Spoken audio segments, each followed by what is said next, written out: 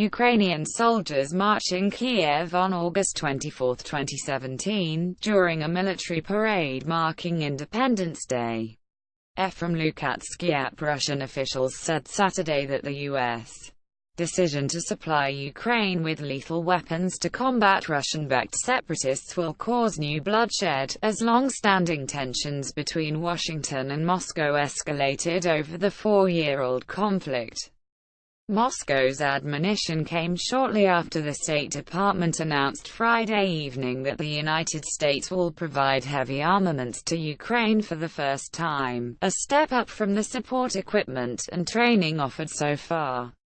A statement by spokeswoman Heather Nauert said the weapons were defensive in nature, as part of our effort to help Ukraine build its long-term defense capacity, to defend its sovereignty and territorial integrity, and to deter further aggression. On Wednesday, Washington said it had approved an export license allowing the sale of light weapons and small arms to Ukraine from commercial U.S. manufacturers. The U.S. decision to provide lethal weapons brought a predictably sharp rebuke from Moscow, which has tacitly backed the separatists in eastern Ukraine while denying that it actively supports them.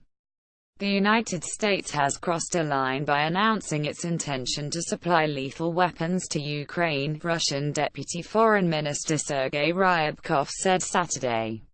U.S.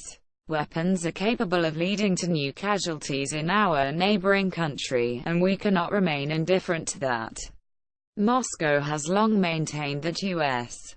authorities organized and oversaw the Maidan protests in Kiev that led then-President Viktor Yanukovych to flee to Russia in early 2014. Russian state television programs constantly portray Ukraine as a failed state with neo-fascist leaders bent on oppressing ethnic Russians in the country's eastern Donbas region. The United States is clearly prompting them to a new bloodshed now, Ryabkov said in comments posted on the Russian Foreign Ministry website. Kyiv's revenge seekers have already been shelling Donbas every day and are unwilling to hold peace talks, while dreaming about doing away with a disobedient population. And the U.S. has decided to give them the weapons for it. Moscow also blames deep-seated anti-Russian sentiment for the chill in U.S.-Russian relations. Russophobia is obstructing the views of many of them so much now that they cheerfully applaud to punishers from Ukrainian nationalist battalions, Ryabkov said. Moscow's admonition came shortly after a ceasefire went into effect between Ukraine and Russian-speaking rebels, in acknowledgement of Christmas and New Year's holidays. Almost immediately, each side accused the other of violating the ceasefire. The conflict in Ukraine began after Russia annexed Crimea in 2014 and then began supporting separatists in the eastern part of the former Soviet country. More than 10,000 people have died in the war, including about 450 in the first 11 months of this year. Secretary of State Rex Tillerson discussed a recent increase in violence during a phone call Friday with Ukrainian President Petro Poroshenko, according to an account provided by the Ukrainian government.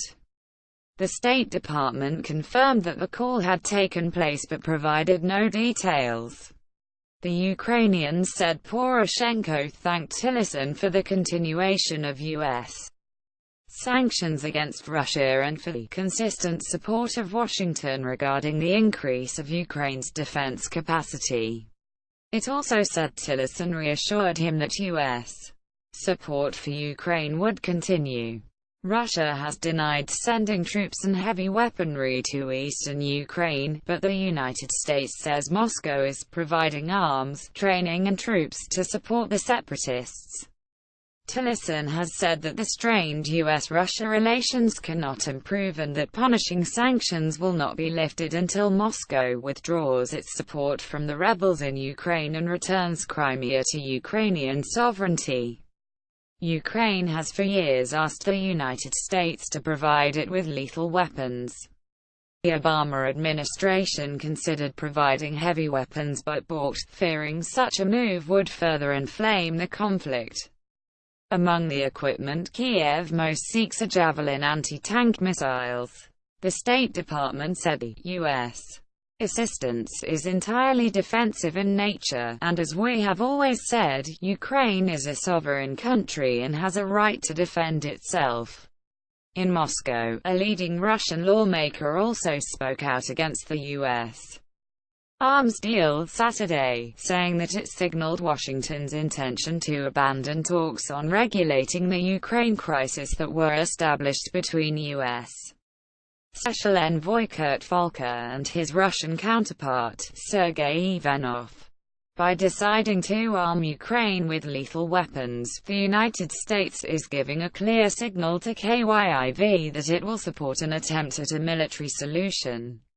Alexei Pushkov, a member of the Defense and Security Committee of the Upper House of the Russian Parliament, tweeted on Saturday, "Volker might as well take a vacation." More measured voices in the Russian capital also cautioned that the U.S. decision could lead to an escalation of the Ukraine crisis. The provision of U.S. lethal arms for Ukraine will change little on the battlefield, but it marks Washington's deeper and more direct involvement in the conflict. Dmitry Trenin, director of the Carnegie Moscow Center, commented on Twitter, "An important line has been crossed, and it probably won't stop there."